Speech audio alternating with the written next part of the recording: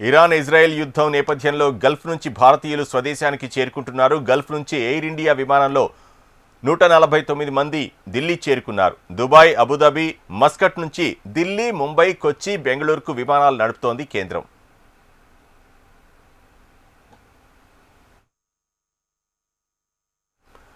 Iran, Israel, America దాడుల నేపథ్యంలో పశ్చిమాసియా, గల్ఫ్ దేశాల్లో ఉన్న భారతీయులు బిక్కుబిక్కుమంటున్నారు.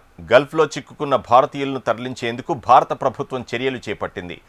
ఇందులో భాగంగానే ఇప్పటికే ఆ దేశాల్లో ఉన్న భారతీయులను అప్రమత్తం చేస్తూ సంబంధిత దేశాల భారత రాయబార కార్యాలయాలు హెచ్చరికలు జారీ చేశాయి. భారతీయులు అత్యధికంగా ఉండే గల్ఫ్ దేశాల్లో యుఏఈ నుంచి ఎక్కువ మందిని తిరిగి తీసుకురానున్నారని తెలిసింది. జెడ్డా నుంచి 10 ప్రత్యేక విమానాలు నడపనుంది ఇండిగో ఎయిర్లైన్స్. ఫుజైరా నుంచి ఢిల్లీ, ముంబై, కొచ్చికి స్పైస్ జెట్ 4 ప్రత్యేక విమానాలు నడిపిస్తోంది. Saudi Arabia, Kuwait, Qatar, Oman దేశాల్లోని భారతీయులను ప్రత్యేక విమానాల్లో తిరిగి భారత్ తీసుకొచ్చేందుకు కేంద్రం చర్యలు చేపట్టింది.